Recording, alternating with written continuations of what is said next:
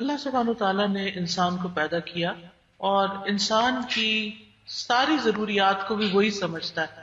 انسان کے ساتھ جتنی بھی ضروریات لگی اللہ نے ان سب کا انتظام کیا.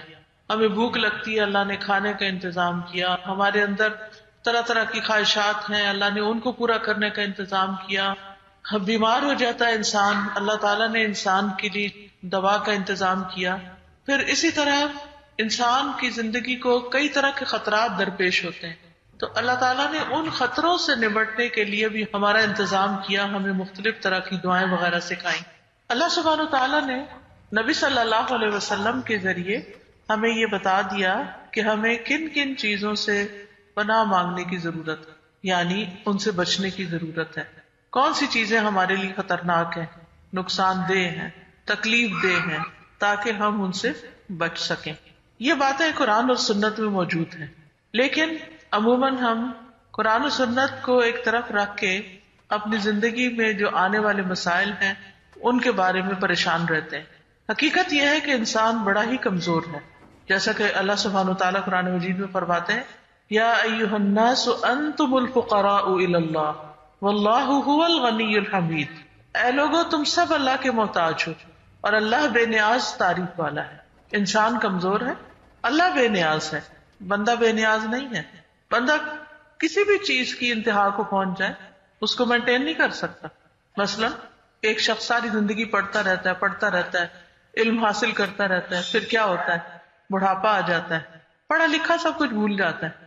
انسان کھاتا ہے، پیتا ہے، طاقتور ہوتا ہے، جوان ہوتا ہے، پھر کیا ہوتا ہے؟ بڑھاپا آ جاتا ہے، فزیکلی ویک ہو جاتا ہے. وہی دن اور رات ہوتے ہیں، وہی سب کچھ ہوتا ہے، لیکن انسان اپنے آپ کو جو کتنا بھی مینٹین کرے وہ رکھ نہیں سکتا. انسان دنیا میں زندگی بسر کرتا ہے اور پھر اپنی ترقی اور عروج کو پہنچتا ہے، مال و متاع زیادہ سے زیادہ حاصل کر لیتا ہے.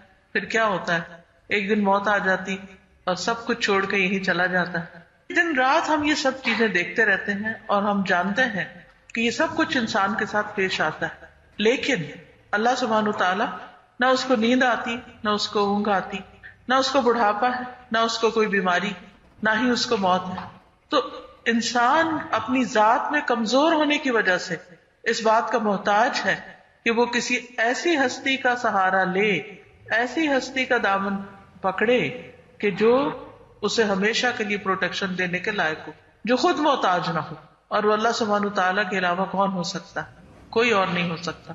لیکن افسوس یہ ہے کہ ہم انسانوں کی طرف دیکھتے رہتے ہیں، کون میری کس ضرورت، کس مجبوری میں کہاں کام آ سکتا ہے. اللہ سبحانہ تعالیٰ کی طرف رجوع پہلے نہیں کرتے.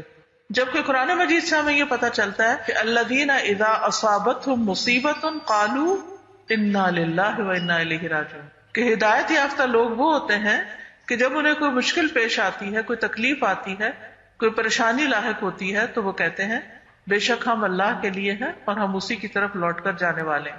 تو آج ہم قرآن و سنت کی روشنی میں دیکھیں گے کہ وہ کون سی چیزیں ہیں جن سے بچنے کے لیے اللہ کے رسول صلی اللہ علیہ وسلم نے اللہ کی پناہ لی ہے، اللہ سے مدد مانگی ہے. ہمیں بھی ان چیزوں سے بچنے کے لیے قرآن اور سنت سے رہنمائی لینی چاہیے.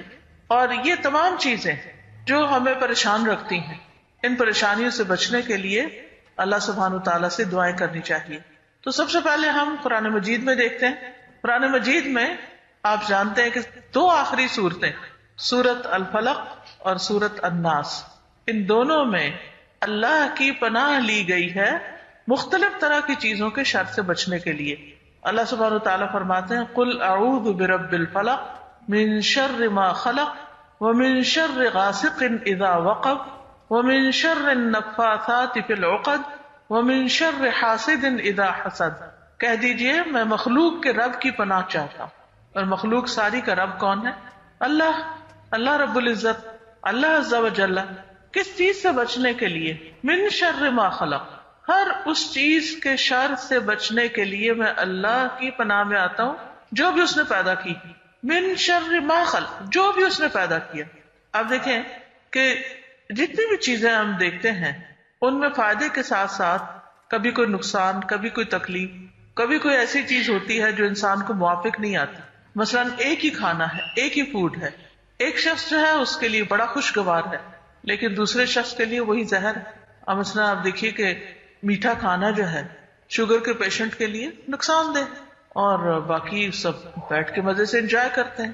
اسی طرح کچھ اور چیزیں بھی ہیں. آج کل تو بہت ساری الرجی ڈیولپ ہو گئی. کتنے بچے جو پیدا ہوتے ہیں الرجیز کے ساتھ، دودھ نہیں پی سکتے، کوئی نٹس نہیں کھا سکتے، کتنی کتنی تکلیفوں میں. تو وہ چیز بذات خود شر نہیں ہے، دودھ کوئی شر تو نہیں ہے، دودھ تو بڑے فائدے کی چیز ہے، لیکن اس بندے کے حق میں کیا ہے، وہ نقصان دہ ہے. تو من شر ما خلق، اور یہ ہر شخص کے اعتبار سے الگ الگ بھی ہو سکتا ہے. اور کچھ چیزیں ایسی ہیں کہ جن میں یہ سب کامن بھی ہے، یعنی کچھ چیزیں ایسی ہیں کہ جن کا شر سب کے لیے شر ہے، جیسے شیطان کا شر ہے، اسی طرح نقصان دینے والی اور مخلوقات کا شر ہے. اب سانپ نہ اپنے کو دیکھتا نہ پرائے کو دیکھتا، سبھی کو ڈس لیتے ہیں. چاہے آپ اس کو پالیں، آپ اس کی کیئر کریں، آپ اس کے ساتھ جو چاہے اچھا سلوک کریں، لیکن جس دن اس کو موقع ملے وہ کاٹ لے گا.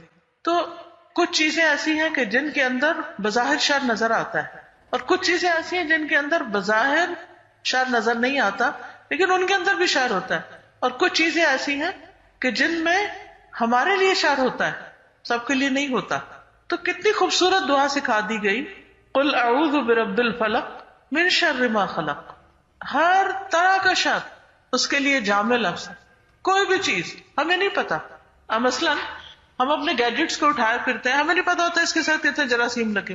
ایک دفعہ میں نے ایک جگہ پر پڑھا کہ یہ جو ہمارے ہینڈ بیگز ہیں نا، یہ سب سے زیادہ جراثیم کیری کیے ہوئے ہوتے ہیں. اور انہوں نے مختلف جو تصویریں اتار کے جراثیموں کی شکلیں بھی دکھائی ہوئی تھی. تو اب آپ دیکھیں ہمارے لیے سب سے بڑا قیمتی چیز یہ ہینڈ بیگ ہوتا ہے، ہم کہیں نہیں بھولتے اسے، اور اسی وجہ سے لوگ ان کو ٹوائلٹس میں بھی لے جاتے ہیں اور وہاں سے اور جراثیم کیری کر کے ساتھ اپنے اور جگہ پہ لیے پھرتے ہیں.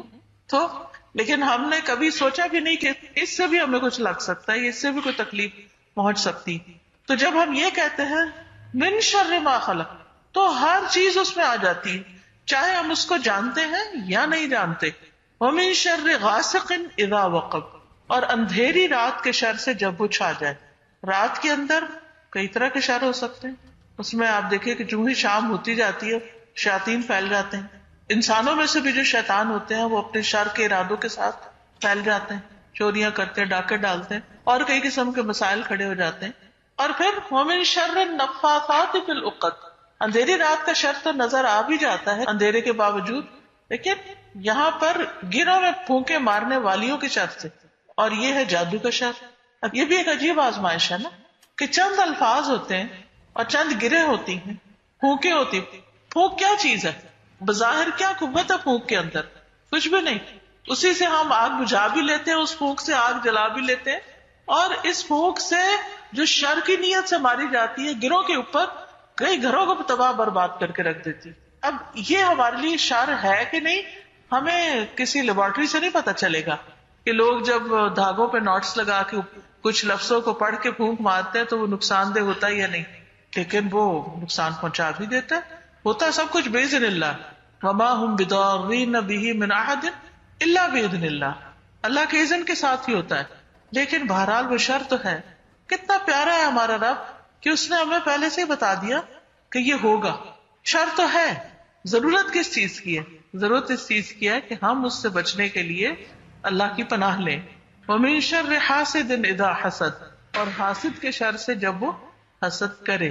انسانوں میں سے انسانوں کے دشمن ہوتے ہیں، اور حسد ایک ایسی چیز ہے کہ جس کو بہت سے لوگ زبان یا چہرے سے ظاہر نہیں بھی کرتے لیکن دلوں میں رکھتے ہیں، اور پھر پیٹھ پیچھے نقصان بھی دیتے ہیں. تو ایسے میں انسان کس کس کو جا کے کھولے، کس کا دل دیکھے، کہاں سے دیکھے، کیسے پتا کرے کون کس سے کیا حسد کر رہا ہے. لیکن جب انسان اپنا معاملہ اللہ سبحانہ وتعالیٰ کے سپرد کر دیتا ہے تو اللہ کی پناہ میں اپنے آپ کو دیتا ہے. اس سے بڑی پناہ کوئی ہے ہی نہیں، اس سے بڑی کوئی پروٹیکشن ہے ہی نہیں. تو اس طرح انسان ان تمام چیزوں کے شر سے محفوظ ہو سکتا ہے. نمبر 1 عمومی شر، نمبر 2 رات کا شر، نمبر 3 جادو کا شر، اور نمبر 4 حسد. آج آپ دیکھیں بہت سارے لوگ انہی مسائل میں گھرے ہوئے ہیں اور انہیں اس کا حل کوئی نظر نہیں آتا. اللہ سبحانہ تعالیٰ نے ہمیں حل دے دیا ہے. اسی لیے ہم دیکھتے ہیں کہ رسول اللہ صلی اللہ علیہ وسلم نے ان کو تعوذ کے افضل کلمات بتایا، یعنی جس سے کوئی پناہ لے سکے. یہ جو تعویذ کا لفظ ہے نا، یہ بھی تعوذ ایک ہی روٹ سے ہے. کیا مطلب ہے؟ تو پناہ لینا. تو لوگ سمجھتے ہیں کہ پناہ لینے کے لیے ضروری ہے کہ آپ کسی بابا کے پاس جائیں اور پھر وہاں سے وہ کچھ آپ کو لکھ کر دے اور پھر وہ آپ گلے میں لٹکائیں تو پھر ہی آپ کو پناہ ملے گی یا حفاظت ہوگی. جبکہ رسول اللہ صلی اللہ علیہ وسلم اس صورت اور دوسری صورت الناس کے بارے میں فرمایا یہ دو صورتیں ہیں، یعنی افضل کلمات ہیں کہ جن سے تعوذ کرنے والے تعوذ کرتے ہیں. ابن عابس جوہنی کہتے ہیں کہ ایک مرتبہ رسول اللہ صلی اللہ علیہ وسلم نے فرمایا کہ اے ابن عابس، کیا میں تمہیں تعوذ کے سب سے افضل کلمات کے بارے میں نہ بتاؤں جن سے تعوذ کرنے والے تعوذ کرتے ہیں، یعنی پناہ لیتے ہیں، پروٹیکشن لیتے ہیں. کہتے میں نے عرض کیا کیوں نہیں؟ تو رسول اللہ صلی اللہ علیہ وسلم نے فرمایا کہ یہ دو صورتیں ہیں، قل اعوذ برب الفلق اور قل اعوذ برب الناس، بہترین کلمات ہیں جن سے آپ حفاظت میں آ سکتے ہیں، بے مثال کلمات ہیں. نبی صلی اللہ علیہ وسلم ان کلمات کو لازم پکڑے ہوئے تھے. ابو سعید کہتے ہیں کہ رسول اللہ صلی اللہ علیہ وسلم جنوں اور انسانوں کی نظر بد سے پناہ مانگا کرتے تھے.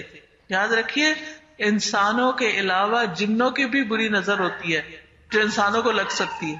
تو پہلے آپ یعنی کہ ان سے پناہ مانگنے کے لیے، ان سے بچنے کے لیے کچھ دعائیں پڑھتے تھے، حتیٰ کہ معوذتین نازل ہو گئی، یعنی یہ صورتیں نازل ہو گئی. پھر جب یہ نازل ہوئی تو آپ نے ان کو لازم پکڑ لیا اور ان کے سوا دوسروں کو ترک کر دیا. تو اس سے یہ بھی پتہ چلتا ہے کہ یہ کفایت کرنے والی صورتیں ہیں، بندے کے لیے کافی ہیں. اگر کچھ اور دعائیں نہ بھی پڑھنے کا موقع ملے تو ان میں سب کچھ شامل ہو جاتا ہے، ہر شر سے بچنے کے لیے یہ فائدہ دے سکتی. اسی لیے نبی صلی اللہ علیہ وسلم، چلیے میں آپ سے پوچھتی ہوں کس کس موقع پر ان کو پڑھتے تھے؟ قل اعوذ برب الفلق، قل اعوذ برب الناس کب کب پڑھنی چاہیے؟ صبح شام. صبح شام کتنی دفعہ پڑھنی چاہیے؟ 3 بار. صبح سے مراد کیا ہے؟ فجر کے بعد سورج نکلنے سے پہلے. اگر سورج نکلنے کے بعد پڑھا تو وہ عام اذکار میں شامل ہو جائے گا. پناہ لینے کے لیے سورج نکلنے سے پہلے. اور دوبارہ کب پڑھنی چاہیے؟ عصر اور مغرب کے درمیان، سورج غروب ہونے سے پہلے پہلے. دوسرے ہر نماز کے بعد، ہر نماز کے بعد، اور رات کو سوتے وقت. آپ صلی اللہ علیہ وسلم نے فرمایا اے عقبہ بن عامر، کیا میں تمہیں ایسی صورتیں نہ سکھاؤں جو نہ تورات میں نازل ہوئی، نہ زبور میں، نہ انجیل میں، اور نہ ہی ان جیسی فرقان میں ہے؟ تم پر ایک رات بھی ایسی نہ آئے کہ تم ان کو نہ پڑھو. کتنی تاکید ہے اس میں کہ تم پر ایک رات بھی ایسی نہ آئے کہ تم ان کو نہ پڑھو. یعنی آخری چیز جو رات کو سوتے وقت کرنی چاہیے وہ یہ اذکار ہیں جن میں یہ صورتیں بھی موجود ہیں. پھر آپ دیکھیے کہ اس میں سورۃ الناس میں قل اعوذ برب الناس ملک الناس الہ الناس من شر الوسواس الخناس الذی یوسوس فی صدور الناس من الجنۃ والناس. کہہ دیجئے میں پناہ پکڑتا ہوں لوگوں کے رب کی، لوگوں کے بادشاہ کی، لوگوں کے معبود کی، وسوسہ ڈالنے والے کے شر سے جو ہٹ ہٹ کے آنے والا ہے، جو لوگوں کے سینوں میں وسوسہ ڈالتا ہے جنوں اور انسانوں میں سے. گویا ان دو صورتوں نے ہر طرح کے شر کا احاطہ کر لیا. اور اس میں بڑی خوبصورت بات یہ ہے کہ ایک دفعہ اللہ تعالیٰ کے رب ہونے کی صفت سے پناہ لے کر 3-4 چیزوں سے پناہ لے لی گئی بچنے کے لیے، یعنی بچنے کی دعا کر لی گئی. لیکن ایک چیز سے بچنے کے لیے اللہ سبحانہ و تعالیٰ کی 3 صفات کا ذکر کیا گیا، اور وہ کیا ہے؟ رب الناس، ملک الناس، الہ الناس. اور بچنا کس سے؟ لوگوں کے نہیں، شیطان کی شر سے. من شر الوسواس الخناس. اور وسواس جو ہے پلٹ پلٹ کے وسوسے ڈالنا، بار بار وسوسہ ڈالنا، نیگیٹو تھنکنگ، برے خیالات، حسد، دوسروں کے بارے میں بدگمانی، اللہ کے بارے میں بدگمانی، رسول کے بارے میں بدگمانی، لوگوں کے بارے میں بدگمانی، ایمان والوں کے بارے میں بدگمانی. شیطان جو ہے وہ کبھی بھی نہیں چاہتا، کیونکہ آپ دیکھیے کہ یہ جو ہمارا دل ہے نا، یہی مرکز ہے ہمارے خیالات کا.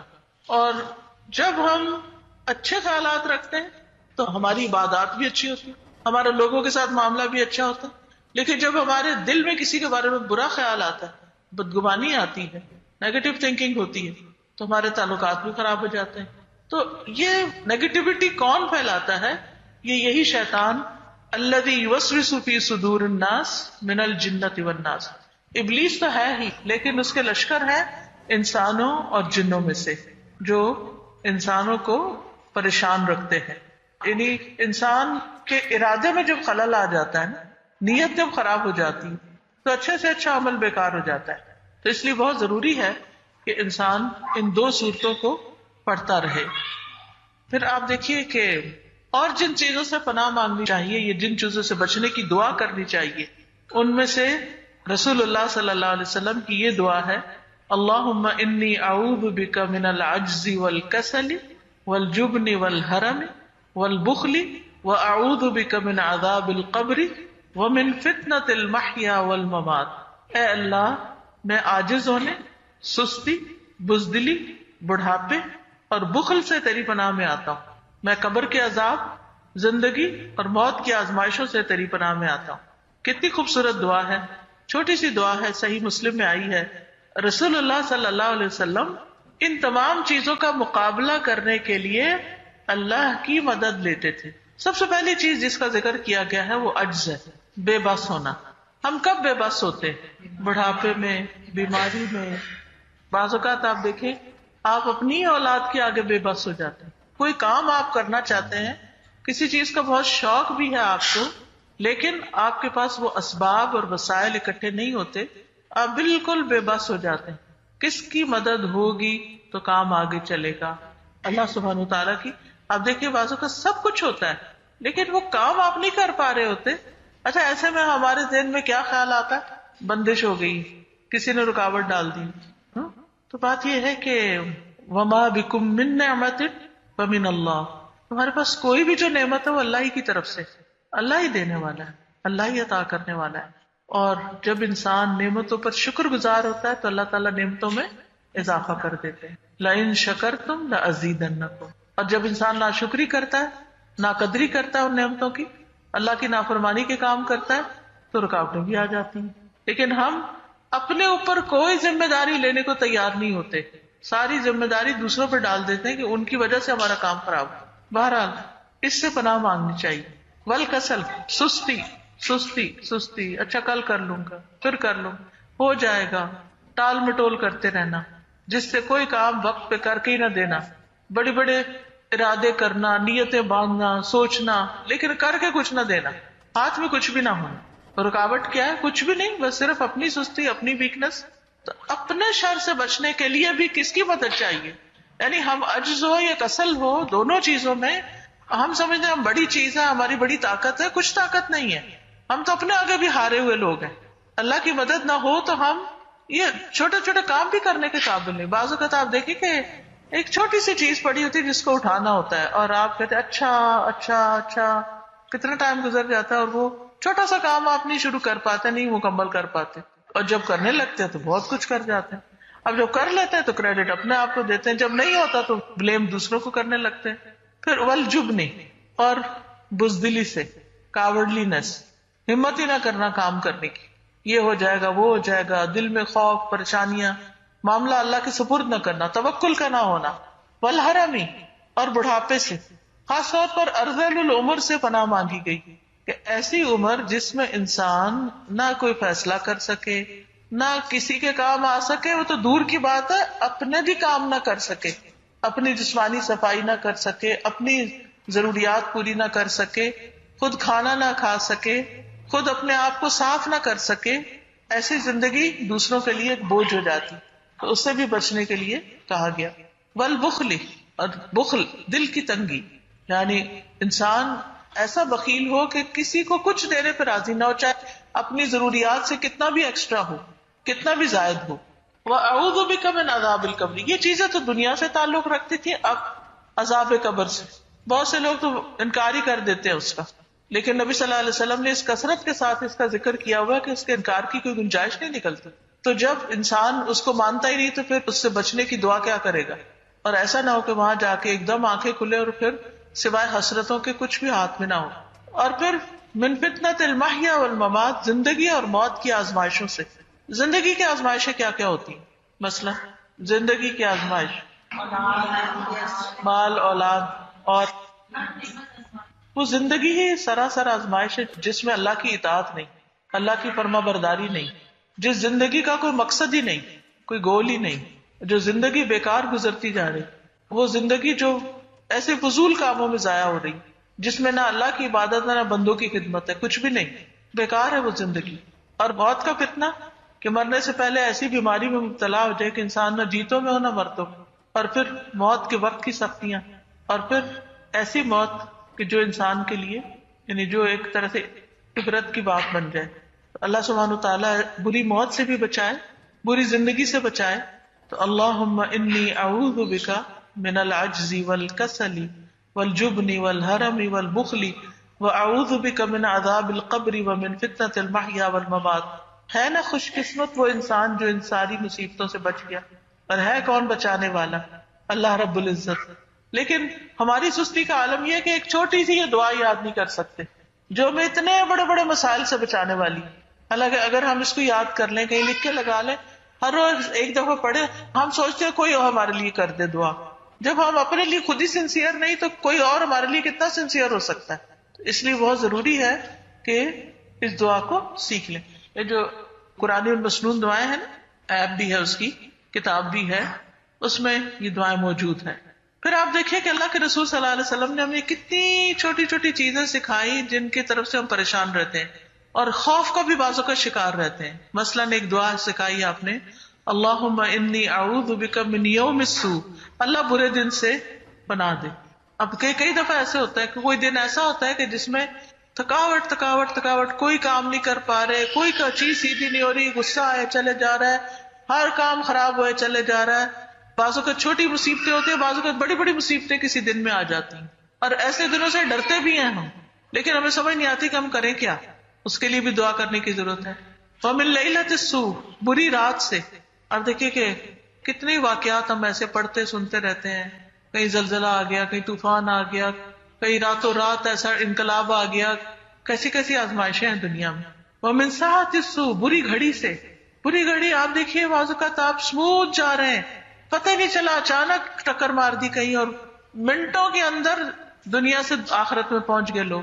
کتنے ایسے عبرتناک واقعات ہمارے سامنے ہوتے رہتے ہیں. اللہ بری گھڑی سے بچانا ہمیں. ومن صاحب السوء، برے دوست سے، برے ساتھی سے، بری کمپنی سے. اس کو تو ہم برا سمجھتے نہیں، حالانکہ کمپنی کا رنگ ہم پہ چڑھتا ہے. جو ہمارے آس پاس لوگ ہوتے ہیں ان کے اثرات ہوتے ہیں ہم پر، صرف ان کی باتیں یا صرف ان کے کام ہی ہم پہ اثر نہیں کرتے، ان کا وجود بھی اثر کرتا ہے. آپ دیکھیں کہ کسی کے پاس بیٹھ کے آپ بڑا ہلکا محسوس کرتے ہیں، اور کسی کے پاس بیٹھ کے آپ اتنا بوجھل محسوس کرتے ہیں. کسی کے ساتھ مل کے آپ کے لیے عبادت کرنا بڑا آسان ہو جاتا ہے، اور کسی کے ساتھ بیٹھ کے آپ کے لیے نماز پڑھنا ہی مشکل ہو جاتا ہے. تو ایسی کمپنی اللہ ہمیں دے کہ جس میں اللہ سبحانہ وتعالیٰ کی عبادت ہمارے لیے بہت آسان ہو جائے. اور پھر کچھ لوگ بظاہر دوست ہوتے ہیں، اندر سے دھوکے باز ہوتے ہیں. آپ دیکھیے کہ ایسی کئی مثالیں ملتی کہ بچے اچھے بھلے تھے، یونیورسٹی گئے، برے دوست ملے، کہاں سے کہاں پہنچا دیا انہوں نے. اپنے لیے بھی فکر مند ہونا چاہیے اور بچوں کی طرف سے بھی دعا کرنی چاہیے کہ اللہ ان کو صالحین کی صحبت عطا کر، کیونکہ نیک لوگوں کی صحبت ہوگی تو نیکی میں بڑھنے میں آسانی ہوگی.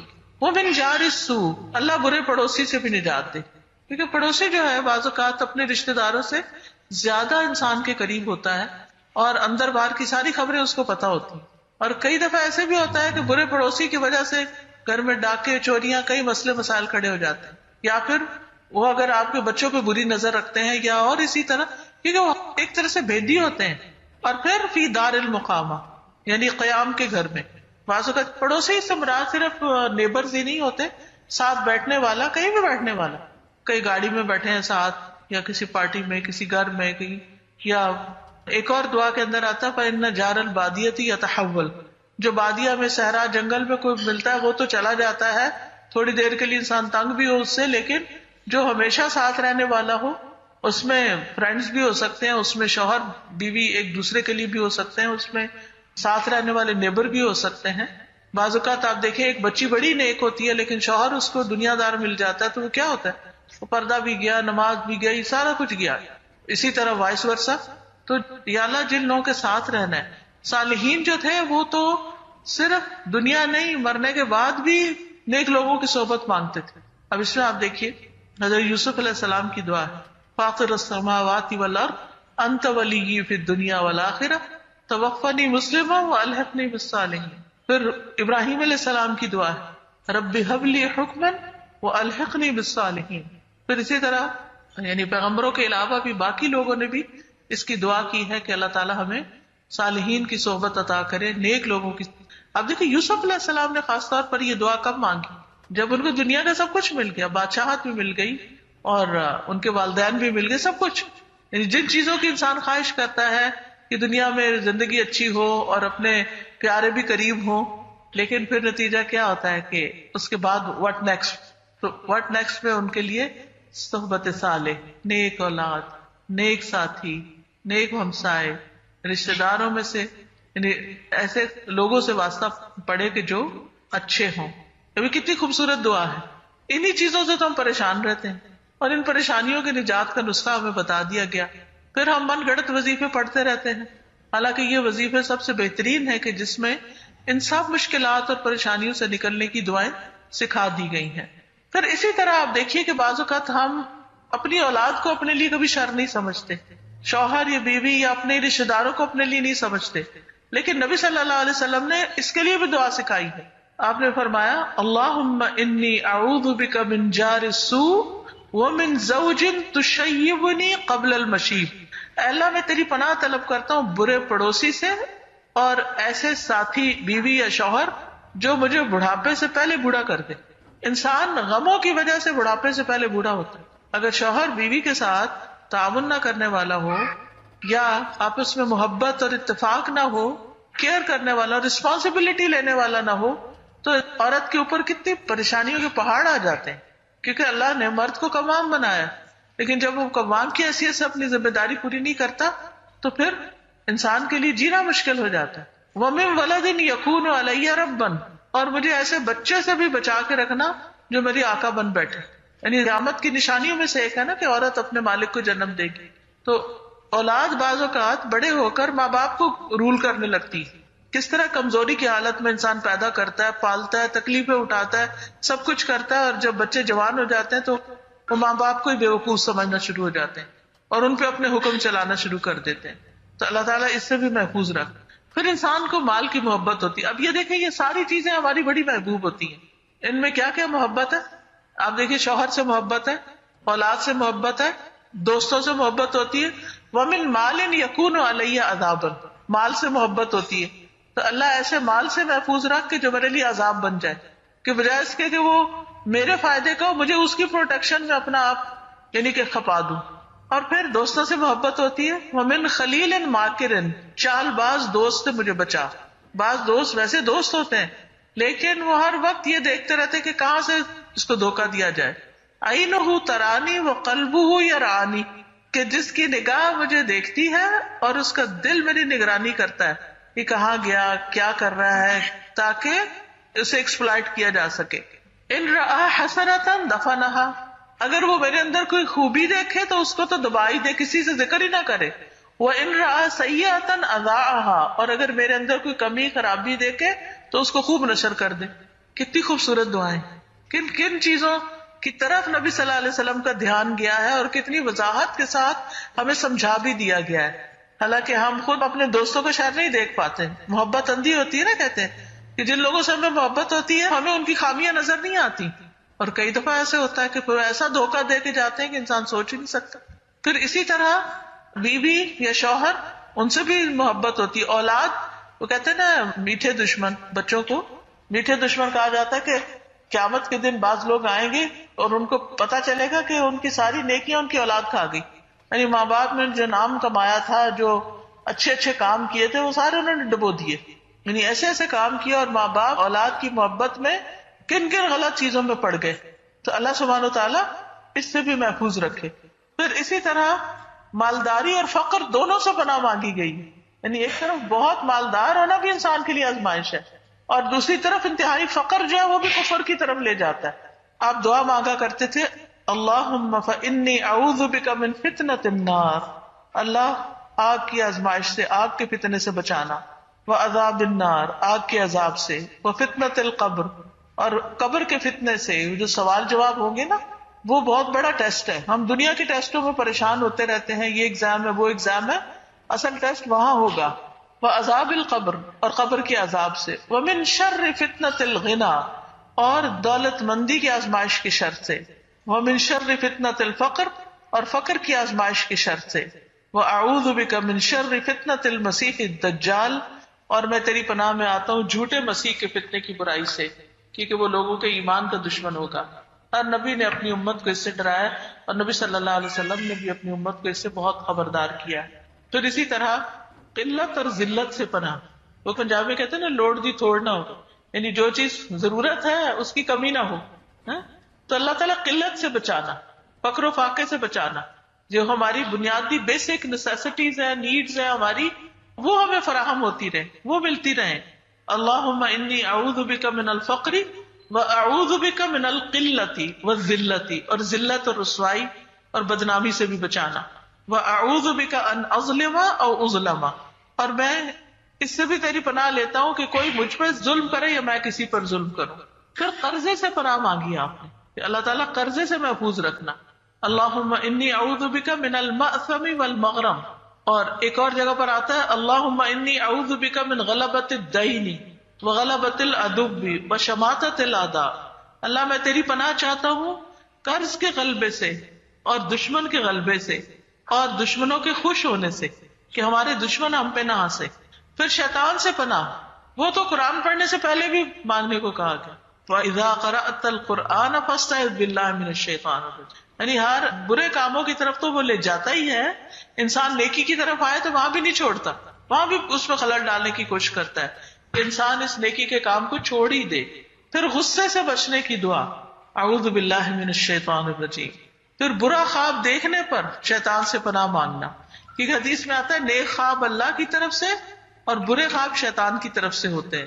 دن کو تو وہ بدبخت چھوڑتا ہی نہیں، لیکن رات کو سوتے ہوئے بھی نہیں چھوڑتا، اس میں بھی انسان کو ڈراتا رہتا ہے۔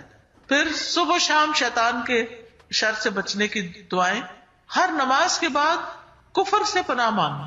ہم کہ نہیں، ہم تو مومن ہیں، نیک ہیں، لیکن یہ نبی صلی اللہ علیہ وسلم ہر نماز کے بعد کہتے تھے، یہ مسند احمد کی روایت ہے حضرت ابو بکرہ سے، اللہم انی اعوذ بک من الکفر والفقر وعذاب القبر۔ ہر نماز کے بعد یہ تین چیزوں سے بچنے کی آپ دعا کیا کرتے تھے۔ ہم و غم سے بچنے کی بھی دعا کہ اللہ ہمیں ہم سے، فکر و اندیشے اور غموں سے بچا، کیونکہ اس کے وجہ سے انسان دنیا میں کسی کام کے قابل نہیں رہتا، انسان کی قوتیں کمزور پڑ جاتی ہیں، ارادے کمزور پڑ جاتے ہیں، زندگی میں کوئی خوشی نہیں رہتی، انسان سوچتا ہے ہر چیز ہی بیکار ہے، کیا کرنا ہے، کچھ بھی لے کے کر کے، نہ پہننے کا مزہ، نہ کھانے کا مزہ، نہ کسی اور چیز کا، جس کو دوسرا نام آج کل ڈپریشن کا دیا ہوا ہے کہ اللہ ایسے ڈپریشن سے بھی محفوظ رکھ۔ پھر اسی طرح برے اخلاق سے، یاد رکھیے قیامت کے دن میزان میں بہت بھاری نیکی ہوگی اچھا اخلاق، لیکن ہمیں پتہ ہی نہیں چلتا، ہم ایک دم سلپ ہو جاتے ہیں، کبھی منہ سے کچھ نکل جاتا ہے، یعنی کچھ نہ کچھ تبصرہ ہم نے کرنا ہی ہوتا ہے کوئی واقعہ سن کے یا کسی نہ کسی بات پر، اور اس میں کبھی غیبت ہو جاتی ہے، کبھی کسی پہ کوئی الزام تراشی ہو جاتی ہے، کبھی کسی کا مذاق اڑایا جاتا ہے، اور یہ ساری حرام چیزیں ہیں۔ پھر بری خواہشات، پتہ ہی نہیں چلتا انسان ایسی چیزوں کی تمنا کرنے لگتا ہے جو اللہ تعالیٰ کو پسند ہی نہیں، یا اس کے رسول صلی اللہ علیہ وسلم نے ان سے منع کیا۔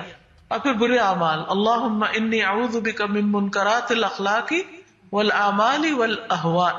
پھر اسی طرح اپنے ہی اعمال کے شر سے، ومن سیئات اعمالنا، ہم جو بھی کرتے ہیں نا وہ ایسا جیسے بیج ہے جو بو رہے ہیں، یا وہ نیکی میں بڑھ جاتی ہیں چیزیں یا وہ برائی میں بڑھ جاتی ہیں، اچھا بیج ہوگا اچھی فصل ہوگے گی اور برا ہوگا تو بری، کیونکہ نیک اعمال بھی بڑھتے رہتے ہیں۔ حدیث میں آتا ہے کہ جب کوئی اچھے نیت ارادے سے صدقہ کرتا ہے تو اللہ تعالیٰ اس کو اپنے دائیں ہاتھ سے لیتے ہیں اور اس کو اس طرح پالتے ہیں جس طرح تم میں سے کوئی اپنے پچھیرے گھوڑے کے بچے کو پالتا ہے۔ ہاں، ایک اور جگہ پر آتا ہے کہ ایک لقمہ پہاڑ کے برابر ہو جاتا ہے۔ تو وہ کیا ہے، ایک چھوٹی سی بھی چیز ہم نے دی تو اس کو ہم نے سو کر دیا، اور وہ بڑھنا شروع ہو جائے گی، بڑھنا شروع ہو جائے گی، گرو کرتی جائے گی۔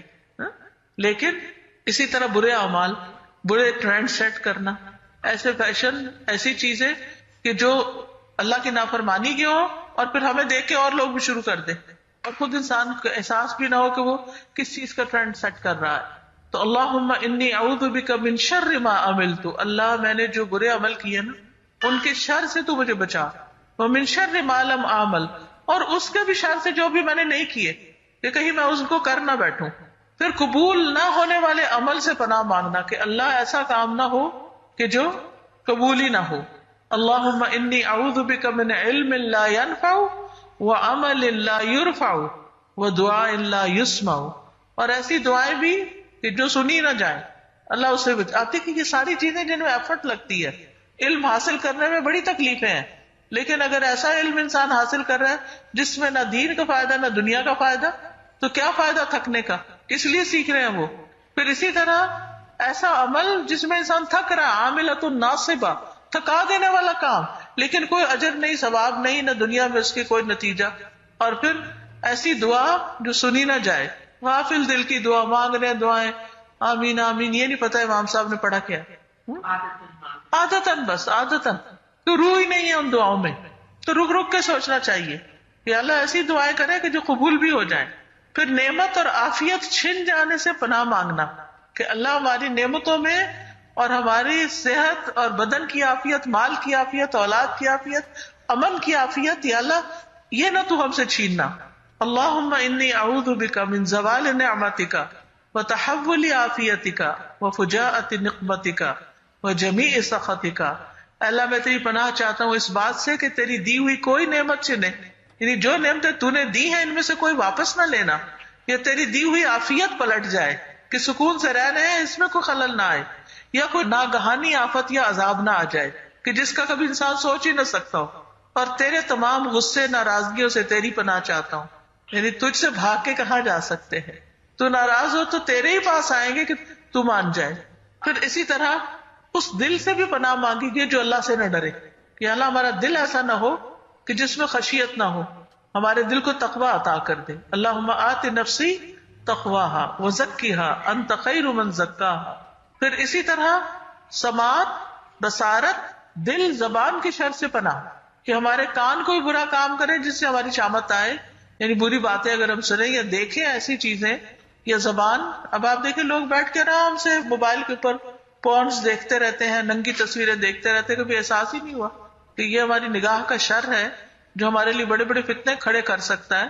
تو ایسی چیزوں کی طرف رغبت بھی ہونا یہ ایک بہت بڑی ایڈکشن ہے. اور پچھلے دنوں میں ایک رپورٹ سن رہی تھی، اللہ عالم وہ بڑے فیکٹس اور فگرز کے ساتھ بتا رہے تھے کہ پاکستان نہیں پورنستان ہے، کہ اس میں ایجز کے حساب سے بتایا ہوا تھا کہ اس ایج سے اس ایج کے لوگ جو ہے وہ سب سے زیادہ کون سی فحش چیزیں دیکھ رہے ہیں، اور ٹرینڈز بتا رہے تھے. تو اس سے شرم سے بندہ ڈوب جائے یہ باتیں سن کے کہ ہمارے لوگوں نے اس ٹیکنالوجی کو کس غلط طریقے سے استعمال کیا ہے، اور ان چیزوں سے جو گندی چیزیں ہیں ان سے لذت حاصل کر رہے ہیں. یعنی ٹیسٹ بھی آپ دیکھیں نا کہ کیا ہے، کن چیزوں کو دیکھ دیکھ کے خوش ہو رہے ہیں. انسان کو نہ اعضاء کو دیکھ کے کہ جن کو چھپانا لازم، لیکن انہیں انسان کو احساس بھی نہ رہے کہ وہ کر کیا رہا ہے. پھر اسی طرح غفلت سے، مفلسی، ریاکاری سے، اللہ میں ریاکاری سے بچانا، منافقت سے، بری بری بیماریوں سے. اور اس میں آپ دیکھیے کہ نبی صلی اللہ علیہ وسلم نے کس طرح نام لے کے بری بیماریوں سے بچنے کی دعائیں کی ہیں. اللہم انی اعوذ بک من العجز والکسل والجبن والبخل والحرم والقسوة والغفلة والعیلة والذلة والمسکنة واعوذ بک من الفقر والکفر والفسوق والشقاق والنفاق والسمعة والریاء وَأَعُوذُ بِكَ مِنَ الصَّمَمِ وَالْبَكَمِ وَالْجُنُونِ وَالْجُذَامِ وَالْبَرَصِ وَسَيِّئِ الْأَسْقَامِ. اللہ میں تیری پناہ مانگتا ہوں عاجزی، سستی، بزدلی، بخل، انتہائی بڑھاپے، دل کی سختی، غفلت، مفلسی، ذلت، ناداری، ان تمام چیزوں سے. اور میں تیری پناہ مانگتا ہوں محتاجی، کفر، نافرمانی، مخالفت، نفاق، بری شہرت اور دکھاوے سے. اور میں تیری پناہ مانگتا ہوں بہرے پن سے، گنگے پن سے، پاگل پن سے، کوڑ سے، برس سے، ساری بری بیماریوں سے جن میں کینسر اور ساری چیزیں آ جاتی ہیں. یعنی کہ کتنا شکر ادا کریں کہ اللہ نے ہمیں ایسا دین دیا کہ جس میں ان ساری چیزوں کا علاج موجود ہے کہ جو انسان کے لیے پریشانی کا باعث بنتی ہے. لیکن ہم ہے کہ صرف اپنی سستی کے مارے ان دعاؤں کو پڑھنے سے رہ جاتا ہے. پھر اسی طرح آپ دیکھیے کہ مصیبت، بدبختی، بری تقدیر سے، اللہم انی اعوذ بک من جہد البلاء ودرک الشقاء وسوء القضاء وشماتۃ الاعداء. پھر بری موت سے پناہ مانگنا، غرق ہونے سے، جل کے مرنے سے، گر کے مرنے سے، ڈوب کے مرنے سے، شیطان کا موت کے وقت حاضر ہونا، اللہ ان ساری چیزوں سے ہمیں بچا کے رکھنا، پھر آگ کے عذاب سے، عذاب قبر سے، پھر جہنم سے، جہنم کی گرمی سے، من حر النار و عذاب القبر. تو یہ تمام چیزیں ہیں کہ جن سے ہمیں بچنے کی دعائیں سکھائی گئی ہیں. اب یہ ہم پر ہے کہ ہم ان کو مانگتے ہیں یا نہیں. ٹھیک ہے، ان چیزوں سے ڈر تو ہر ایک کو لگتا ہے، لیکن علاج کیا ہے ڈر کا؟ کہ انسان ان سے بچنے کی تدبیر اختیار کرے. اور انسان کمزور ہے، ہر چیز سے بچ نہیں سکتا، بچانے والا صرف اور صرف اللہ ہے. اس لیے اس کی پناہ لیں، اس کی مدد لیں اور اس کی اطاعت کے کام کریں.